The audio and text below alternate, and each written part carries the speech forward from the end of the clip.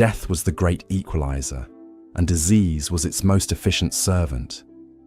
In the medieval world, your social status, your wealth, your power meant nothing when faced with microscopic killers that recognized no earthly authority. The impact of these diseases went far beyond the immediate horror of death and suffering. They triggered massive social upheavals, economic collapses, and religious crises that reverberated across centuries. When the Black Death killed a third of Europe's population, it didn't just create empty villages, it destroyed the feudal system, triggered peasant revolts, inspired new forms of art and literature, and fundamentally altered humanity's relationship with mortality. These diseases weren't just taking lives, they were rewriting the story of human civilization. But perhaps most chilling of all is how unprepared medieval society was for these biological catastrophes. They had no hospitals as we understand them, no public health systems, no scientific understanding of disease transmission. When plague struck, their response was often to pray harder, punish supposed sinners more severely, or flee in panic. They were fighting a war they didn't understand against an enemy they couldn't see, using weapons that were utterly ineffective. The medical knowledge of the time was a dangerous mixture of ancient superstition, religious doctrine, and well-meaning ignorance. Physicians prescribed treatments that often killed faster than the diseases themselves. They bled patients who were already weak, poisoned them with mercury, and tortured them with procedures that would be considered barbaric today. In trying to heal, they often hastened death. In seeking to cure, they frequently spread contagion. Yet even in this dark age of medicine, there were glimmers of understanding. Some medieval physicians began to notice patterns in disease outbreaks. They observed that certain conditions seemed to spread from person to person. They noticed that some locations were more dangerous than others. These early epidemiologists, working without microscopes or modern scientific methods, laid the groundwork for our current understanding of public health, often paying for their insights with their own lives. The deadliest diseases of medieval history also reveal the incredible resilience of the human spirit. Faced with horrors that would break modern societies, medieval people found ways to adapt, survive, and even thrive. They developed new forms of social organization. They created new economic systems. They found new ways to make meaning from suffering and hope from despair. Their survival is a testament to humanity's remarkable ability to endure even the darkest chapters of history. These diseases shaped not just how medieval people lived, but how they died. Death in the medieval world was often public, communal, and deeply ritualized.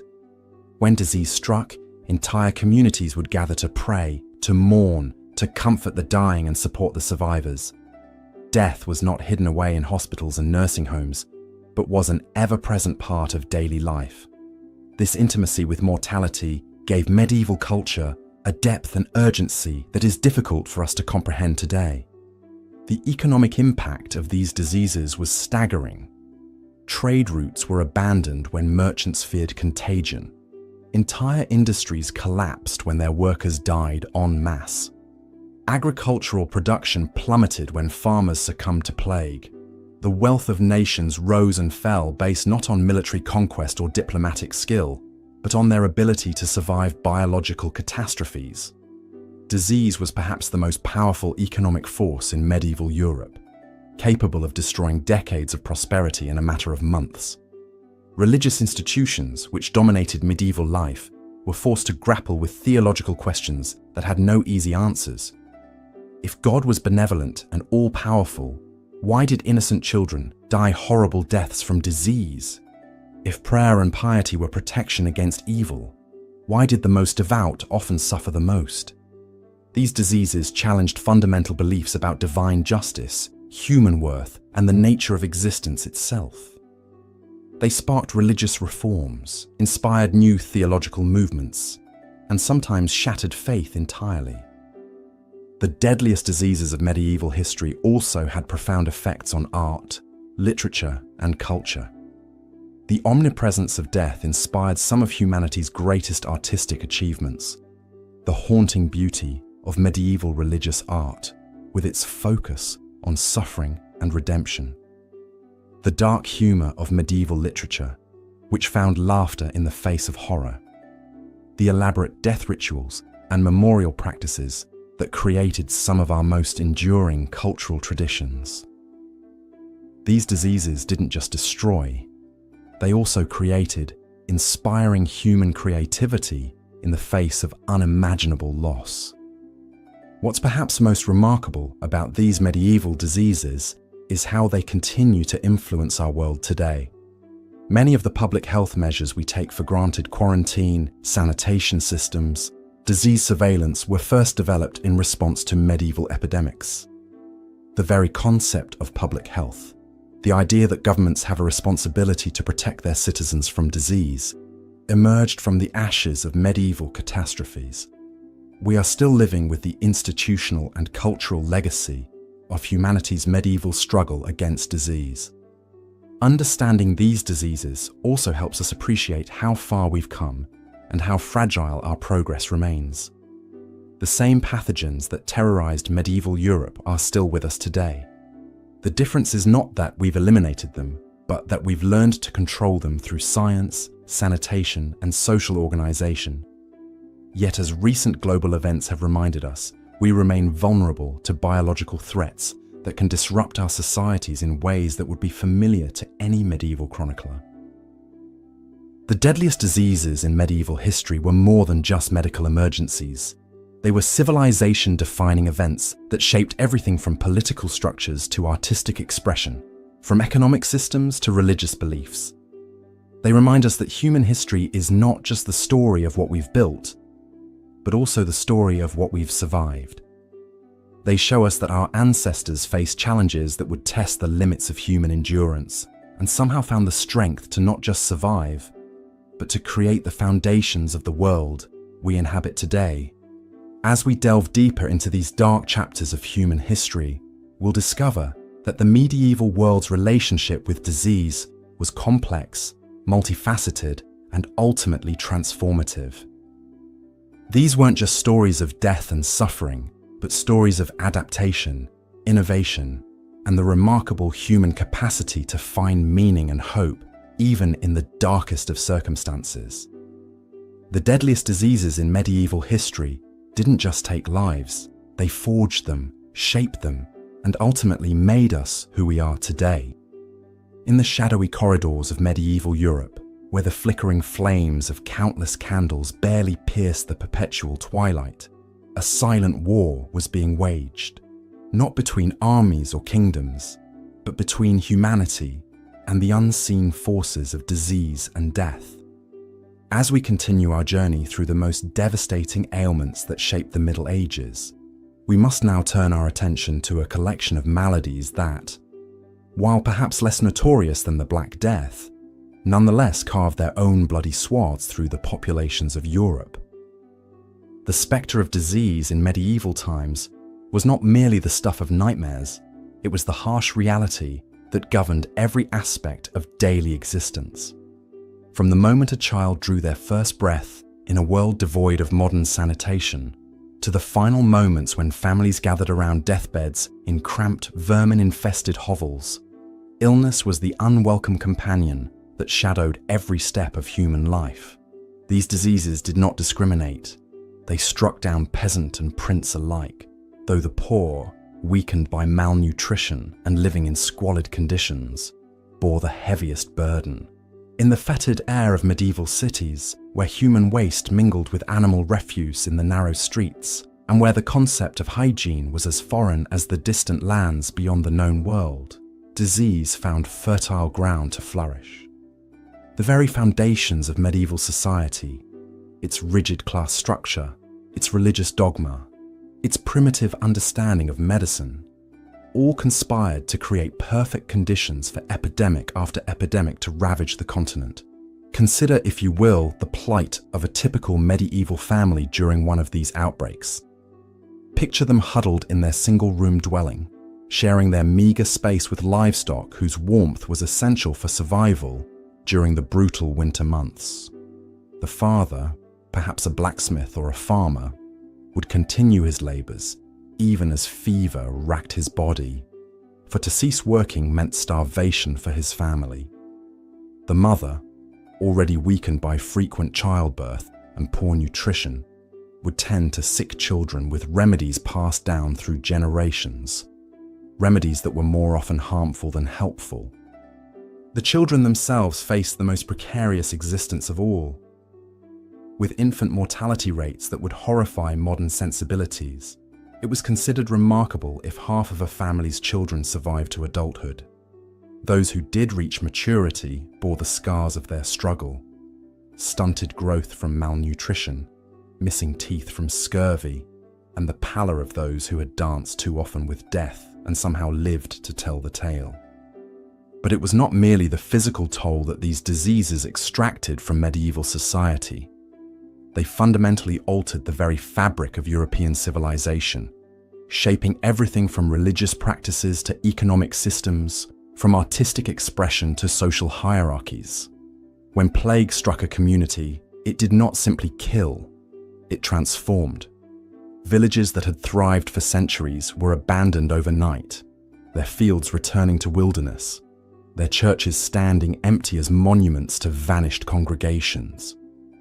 The psychological impact was equally profound. In a world where life was already brutish and short, the constant threat of epidemic disease created a mindset of fatalistic acceptance mixed with desperate superstition. People sought answers in the stars, in the humours of the body, in the supposed sins of their communities. They turned to prayer and pilgrimage, to bleeding and purging, to charms and amulets, anything that might offer protection against the invisible enemies that stalked them. Medieval medicine, such as it was, remained trapped in the amber of ancient Greek and Roman theories, mixed with a heavy dose of Christian theology and folk wisdom. Physicians, when they could be found and afforded, prescribed treatments based on the balance of the four humours: blood, phlegm, yellow bile, and black bile. They believed that disease was caused by an imbalance of these bodily fluids, and their treatments often involved bleeding, purging, or the administration of herbs and minerals that were as likely to kill as to cure. The very language used to describe illness reveals the medieval mindset. Diseases were often seen as punishments from God for individual or collective sins, or as tests of faith that the righteous must endure. This spiritual interpretation of illness meant that medical treatment was often intertwined with religious ritual, and that recovery was attributed more to divine intervention than to any earthly remedy. Yet within this framework of ignorance and superstition, there were glimmers of genuine medical knowledge. Monastery infirmaries served as repositories of healing wisdom, where monks carefully copied and preserved the medical texts of antiquity. These religious institutions often provided the only organised healthcare available to the common people, and their herb gardens supplied the raw materials for countless remedies. The monasteries also served as centres of medical learning, where the accumulated knowledge of generations was passed down from master to pupil. The role of women in medieval medicine cannot be overlooked. While formal medical education was reserved for men, women served as the primary caregivers in their communities. Midwives assisted in childbirth, herbalists gathered and prepared medicinal plants, and countless mothers and wives nursed their families through illness with a combination of practical knowledge and tender care.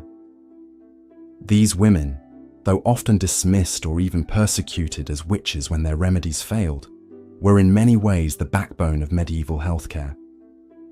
As we delve deeper into the specific diseases that plagued medieval Europe, we must remember that each outbreak was not merely a medical event, but a social, economic, and cultural catastrophe that rippled through every level of society. The diseases we will examine, from the mysterious sweating sickness that terrified Tudor England to the relentless march of leprosy that created an entire class of social outcasts, Each tells a story not just of human suffering, but of human resilience in the face of seemingly insurmountable odds. These were times when a simple scratch could lead to death, when childbirth was a gamble with mortality, when the arrival of strangers in a town might herald not trade and news, but pestilence and death. Yet somehow, miraculously, civilization endured.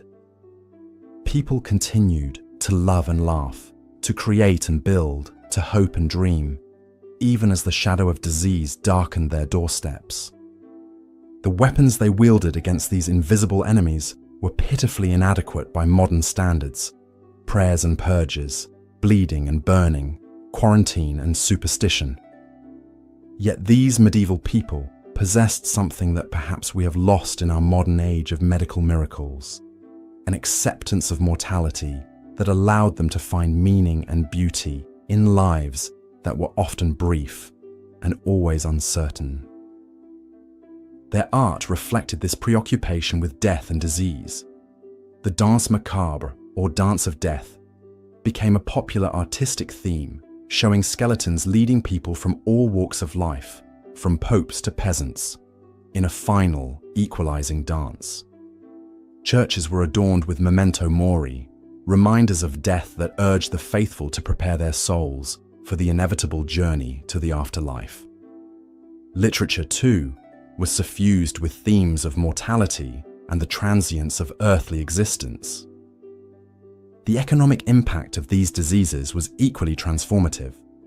Labor shortages caused by epidemic mortality led to increased wages for survivors, contributing to the gradual breakdown of the feudal system. Trade routes were disrupted as merchants feared to travel to infected areas. Yet at the same time, the demand for luxury goods among the wealthy survivors created new opportunities for commerce. Entire industries, from textiles to agriculture, had to adapt to radically altered demographics. Religious life, too, was profoundly affected. The failure of prayers and pilgrimages to stem the tide of disease led some to question the established order of the church, while others doubled down on their faith, seeing suffering as a path to salvation. New religious movements emerged, some emphasizing personal piety and direct communion with the divine, others focusing on charitable works and care for the sick. The great cathedral building projects of the High Middle Ages gave way to smaller, more intimate religious foundations dedicated to caring for the diseased and dying.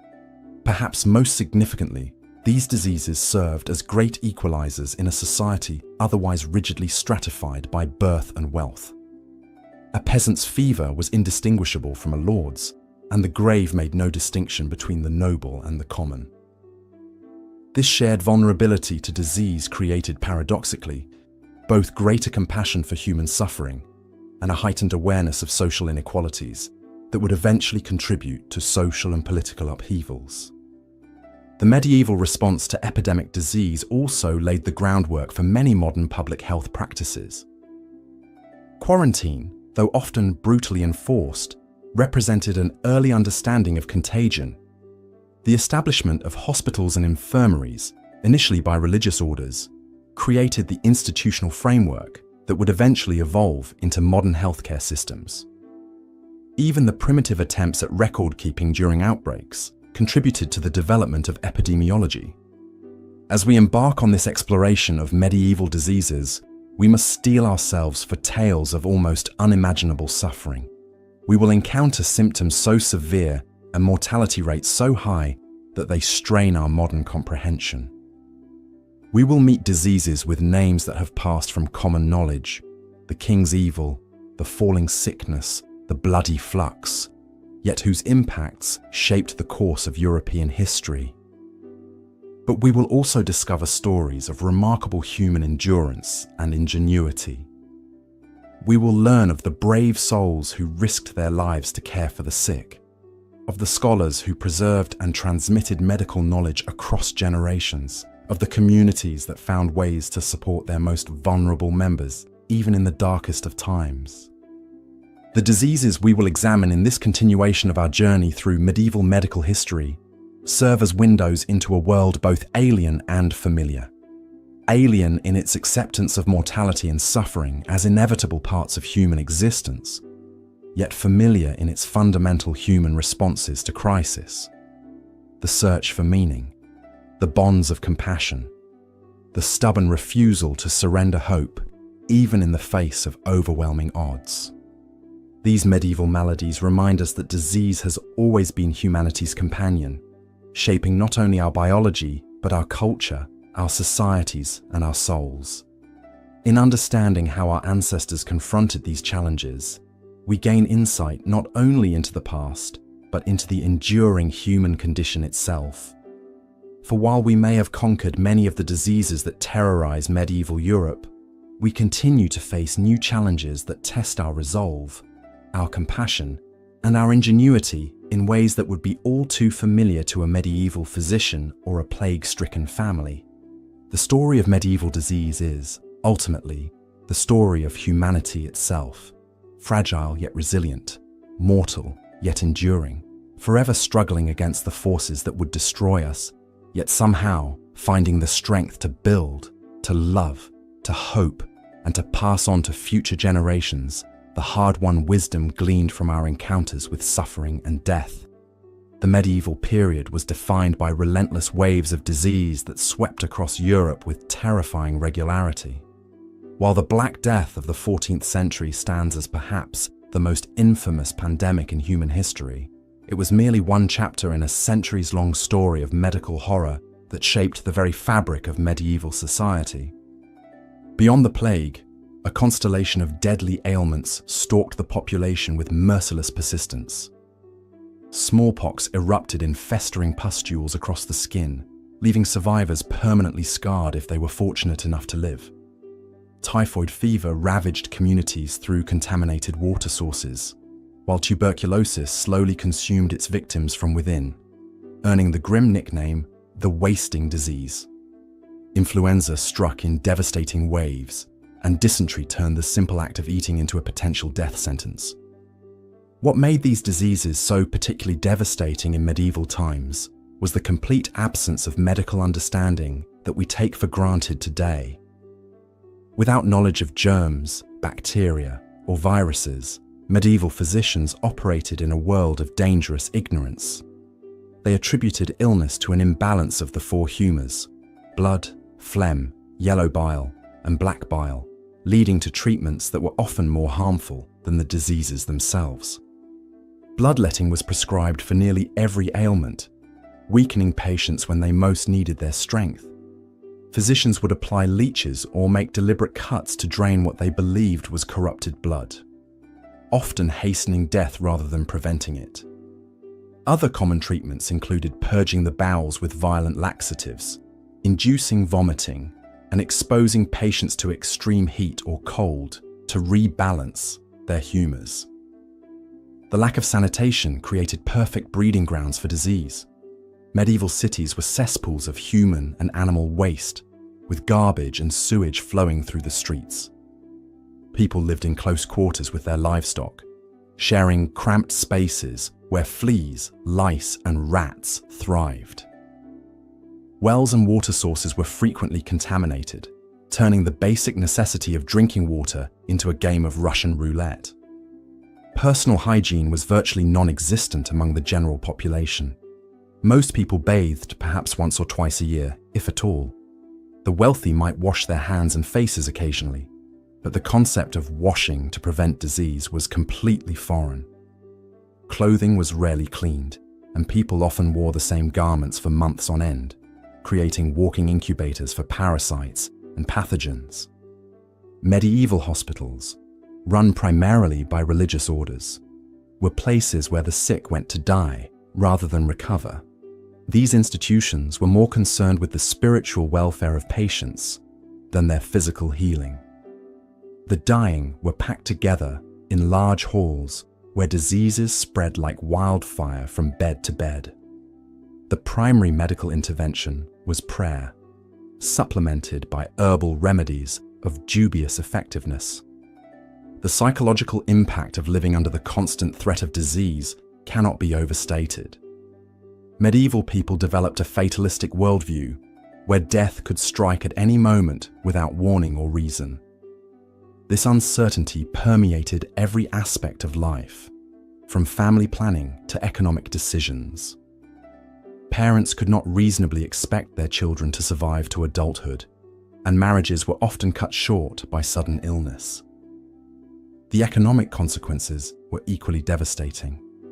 Entire trade networks collapsed when plague struck major cities. Agricultural production plummeted as farmers died in the fields, leaving crops to rot unharvested. Skilled craftsmen and their knowledge disappeared overnight, setting back technological and cultural progress by generations.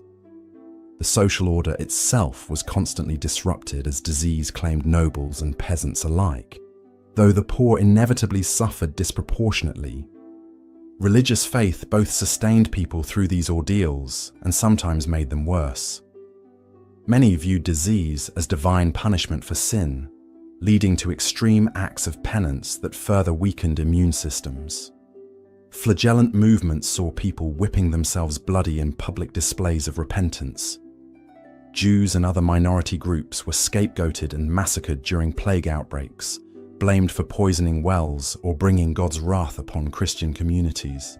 Yet even in this landscape of medical ignorance and suffering, there were glimmers of progress.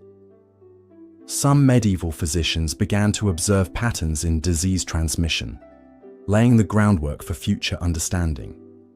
The concept of quarantine emerged during plague outbreaks, with infected ships forced to wait offshore before entering ports. Hospitals, despite their limitations, represented early attempts at organized medical care and established precedents for institutional healing. The diseases of medieval times were democracy's great equalizer, striking down kings and peasants with equal ferocity. They shaped migration patterns, influenced religious thought, and drove technological innovation as people sought any means to protect themselves. These invisible enemies were as powerful as any army, capable of toppling kingdoms and reshaping the map of Europe. The legacy of medieval disease extends far beyond the Middle Ages themselves. The trauma of repeated pandemics left deep cultural scars that influenced art, literature, and philosophy for centuries. The danse macabre, or dance of death, became a popular artistic motif, depicting skeletons leading people from all walks of life to their graves. This memento mori served as a constant reminder of mortality's universality and the futility of earthly pretensions.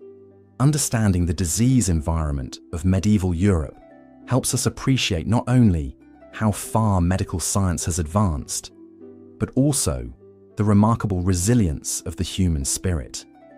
Despite facing threats that would seem apocalyptic by modern standards, medieval people continued to build, create, love, and hope. They developed coping mechanisms and social structures that allowed communities to survive even the most devastating outbreaks. Their struggle against these invisible enemies laid the foundation for everything we know about public health today. From the ashes of medieval medical ignorance, eventually arose the scientific method, germ theory, and the sophisticated medical infrastructure that protects us now.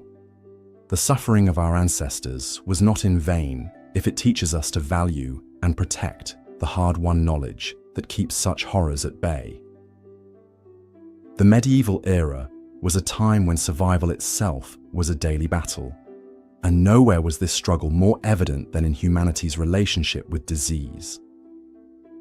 While today we might complain about a common cold or worry about a stomach bug, our medieval ancestors faced an entirely different reality, one where invisible enemies lurked in every breath of air, every sip of water, and every morsel of food. Picture, if you will, a world without antibiotics, without vaccines, without even the most basic understanding of what causes illness.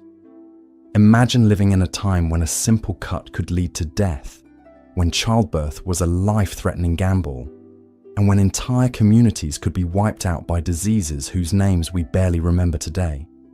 This was the harsh reality for millions of people across medieval Europe, where death was not just a distant concept, but a constant companion, that could arrive without warning. The medieval understanding of disease was a fascinating mixture of superstition, religion, and crude observation. Most people believed that illness was caused by bad air or miasma, a theory that would persist for centuries.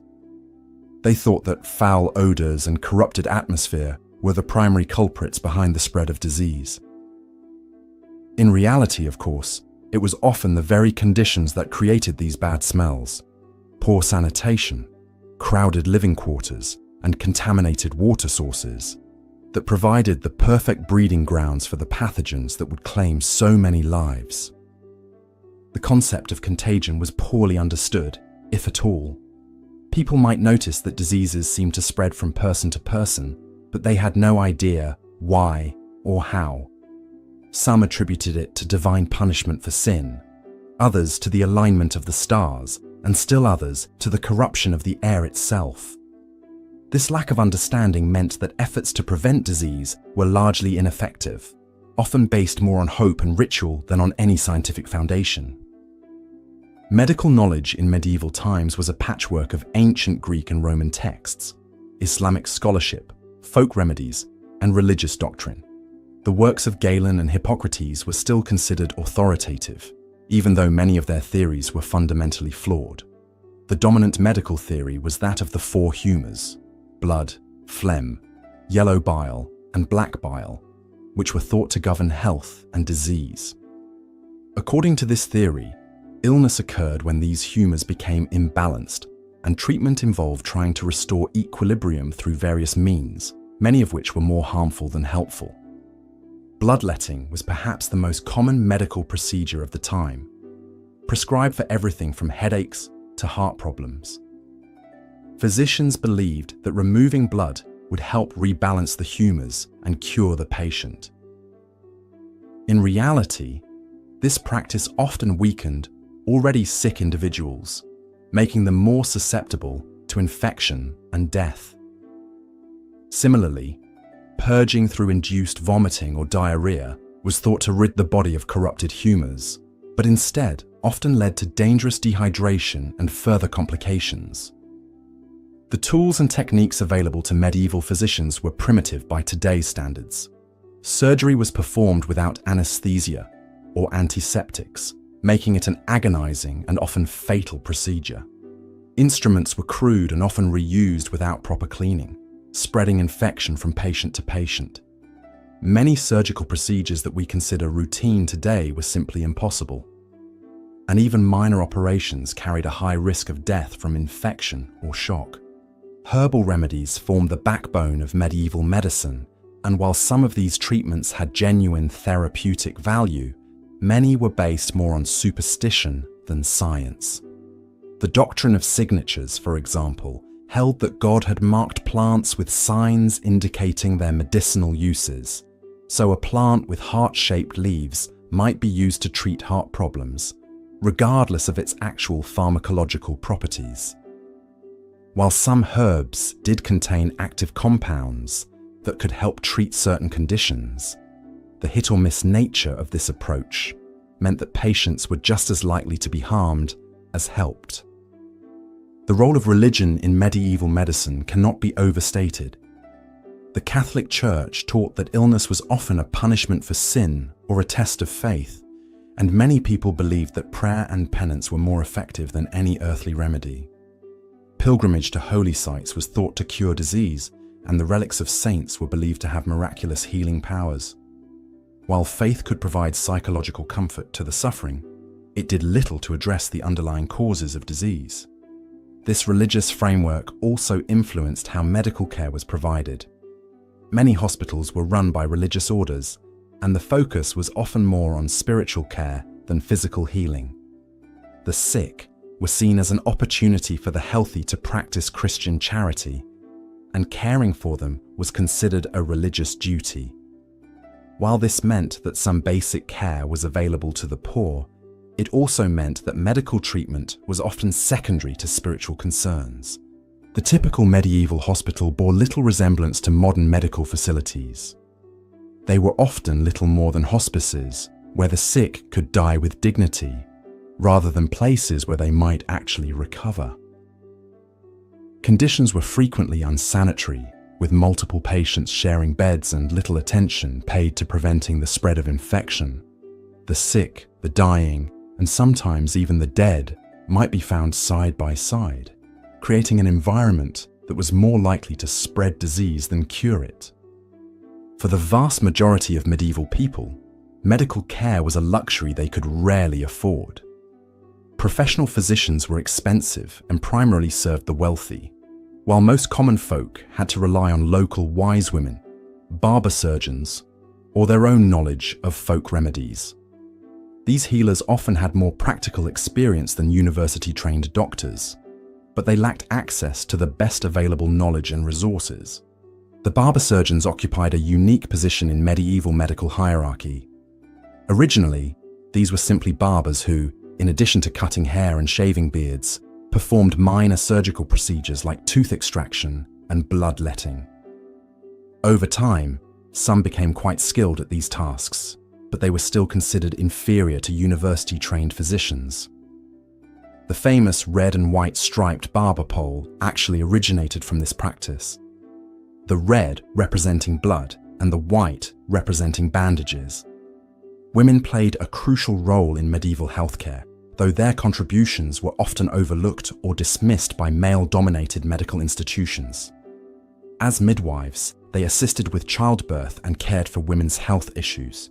As wise women or herbalists, they maintained knowledge of medicinal plants and home remedies. Many women became skilled healers through necessity and experience, but they were also vulnerable to accusations of witchcraft if their treatments failed, or if they were too successful, and thus seen as threatening to established medical authority. The training of physicians in medieval times was largely theoretical rather than practical. Medical schools, when they existed, focused on studying ancient texts rather than observing actual patients. Students might spend years learning about the humours and reading Galen without ever examining a sick person. Dissection of human bodies was rare and often forbidden, meaning that knowledge of anatomy was based more on animal dissections and ancient texts than on actual human observation. This theoretical approach to medicine meant that treatments were often based on logical reasoning from flawed premises rather than empirical observation. If a patient had a fever, for example, the physician might reason that they had too much hot humour and needed cooling treatments, regardless of what was actually causing the fever. This could lead to treatments that were not only ineffective, but actively harmful. The concept of quarantine did exist in medieval times, though it was not well understood or consistently applied. The word itself comes from the Italian 40 giorni, meaning 40 days, the period that ships were required to wait before entering port during plague outbreaks. However, quarantine measures were often implemented too late or too inconsistently to be effective, and the lack of understanding about how diseases spread meant that they were frequently applied in ways that did little good. Medieval people did recognize that some diseases were more common in certain seasons or locations. They noticed that malaria was more prevalent in swampy areas, though they attributed this to bad air rather than mosquitoes. They observed that some diseases seemed to cluster in families or communities, though they couldn't explain why. These observations sometimes led to practical measures that had some benefit, even if the underlying reasoning was flawed. The social impact of disease in medieval times extended far beyond individual suffering. Epidemics could destroy entire communities, leaving fields unharvested and trades abandoned. The economic consequences were severe, as labour shortages drove up wages for survivors while reducing overall productivity. Social structures could be completely disrupted, with established hierarchies overturned when disease struck down the powerful and spared the humble. Disease also served as a great equalizer in medieval society. While the wealthy might have access to better food and housing, they were not immune to epidemic diseases. Kings and peasants alike could fall victim to plague or smallpox, reminding everyone of their shared mortality.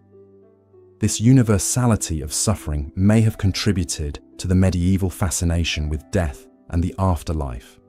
as reflected in art, literature, and religious practices of the time. The psychological impact of living with constant disease and death cannot be underestimated. Medieval people developed a fatalistic worldview that accepted suffering and early death as natural parts of life. This is reflected in medieval art and literature, which often featured themes of mortality and the transience of earthly life. The danse macabre, or dance of death, became a popular artistic motif, showing death as the great equalizer who comes for rich and poor alike. Yet despite all these challenges, medieval people showed remarkable resilience in the face of disease and death. They developed coping mechanisms, both practical and psychological, that helped them endure unimaginable hardships. They created support networks within families and communities, shared resources during times of crisis, and found meaning in their suffering through religious faith and cultural traditions. The legacy of medieval approaches to disease is complex. While much of their medical knowledge was flawed or harmful, some practices did have value and contributed to the gradual development of more effective treatments. The hospital system, though primitive, established the principle that society had a responsibility to care for the sick. The preservation of classical medical texts by medieval scholars ensured that valuable knowledge was not lost entirely, and the gradual accumulation of practical experience, even when based on flawed theories, laid some groundwork for future medical advances. Perhaps most importantly, the medieval experience with disease taught humanity valuable lessons about the importance of public health measures, the need for systematic observation and experimentation in medicine, and the social responsibility to care for the vulnerable. These lessons, learned through immense suffering and loss, would eventually contribute to the development of modern medicine and public health systems that have dramatically reduced the burden of infectious disease. The story of medieval humanity's struggle against disease is ultimately one of endurance in the face of overwhelming odds. It reminds us of how far we have come in our understanding and treatment of illness, while also highlighting the fundamental human capacity to adapt, survive, and eventually overcome even the most daunting challenges. In their suffering and their persistence, our medieval ancestors laid the foundation for the medical advances that protect us today. Looking at the provided script summary and reference materials, I'll continue the medieval diseases script with part 5, focusing on maintaining the established tone and progression while introducing new diseases and their societal impacts. But even as communities struggled to rebuild from the devastation of plague, other deadly afflictions continued to stalk the medieval world with relentless persistence. Leprosy, perhaps more than any other disease, embodied the profound fear and superstition that surrounded illness in this era. The very mention of the word could strike terror into the hearts of even the bravest souls, for to contract leprosy was not merely to face death, but to endure a living hell of social exile and spiritual condemnation. The leper became a figure of both pity and revulsion, forced to wear distinctive clothing and ring bells to warn of their approach. Medieval society viewed leprosy as divine punishment for sin, a belief that transformed medical treatment into moral judgment. Leper houses, or lazarets, sprang up across Europe, ostensibly to care for the afflicted, but often serving more as prisons than hospitals. These institutions, while providing basic shelter and sustenance, effectively removed lepers from society entirely, condemning them to live out their remaining days in isolation from family, friends, and the broader community. The psychological torment of leprosy often proved as devastating as its physical symptoms. Imagine the anguish of a medieval craftsman, perhaps a skilled blacksmith or weaver, watching helplessly as his fingers became increasingly numb and clumsy, knowing that his livelihood would soon be lost forever. Picture a young mother discovering the telltale patches on her skin, realizing she would never again hold her children or share a meal with her husband. The disease stripped away not just physical capability, but human dignity itself, reducing vibrant individuals to objects of fear and disgust. Medieval medicine's understanding of leprosy was hopelessly muddled with religious doctrine and folk superstition. Physicians prescribed bizarre treatments ranging from viper's blood to unicorn horn, while priests insisted on spiritual remedies like pilgrimage and penance. The wealthy might afford slightly better care in private facilities, but for the common people, a diagnosis of leprosy meant immediate and irreversible social death. Families would hold funeral services for living relatives, legally declaring them dead to inherit their property and sever all ties.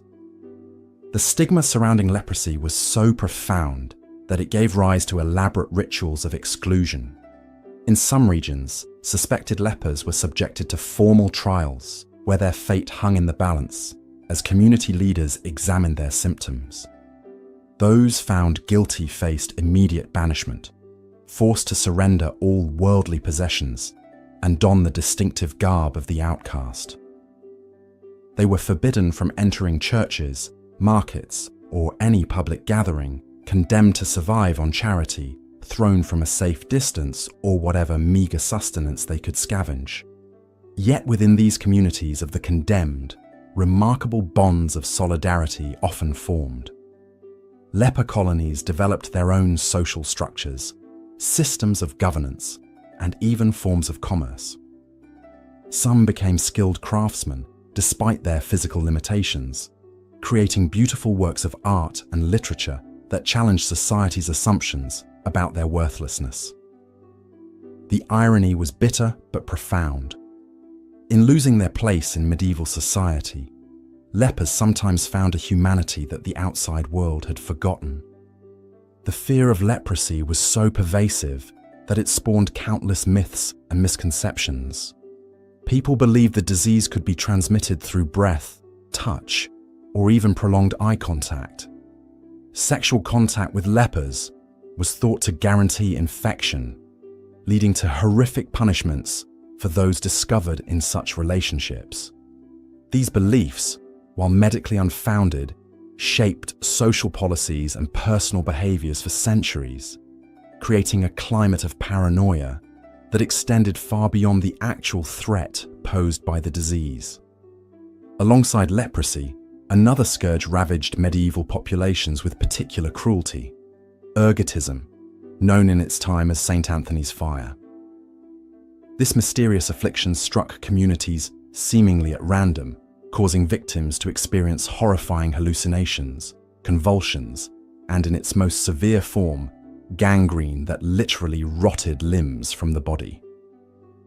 What medieval people could not understand was that ergotism resulted from consuming grain infected with ergot fungus, a toxin that contaminated rye and other cereals during wet growing seasons.